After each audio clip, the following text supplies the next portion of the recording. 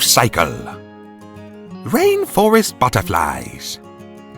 Butterflies are insects that experience metamorphosis. They begin as an egg and then hatch into larvae grub. The larvae then grows into a caterpillar. The caterpillar spends between 10 to 14 days as a chrysalis or a pupa. When the days have passed, the caterpillar breaks free of the chrysalis and flies away as a beautiful butterfly. Jaguars. Jaguar cubs are born in safe sheltered places, like caves or thick undergrowth. When the cubs are born, they cannot see and are very vulnerable. Their mother does everything for them.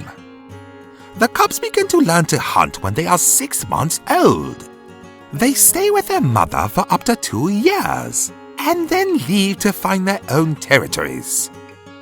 Jaguars live alone, and they can live to be as old as 20. Snakes. Most snakes lay eggs. Only some give birth to baby snakes. Female snakes can lay large eggs in shallow holes. She then guards the eggs until they hatch. Baby snakes are called snakelets. Snakelets reach adulthood between 2 to 4 years. They shed their skin more than adult snakes do as they grow to their full size. Snakes can live to be 20 or 30 years old.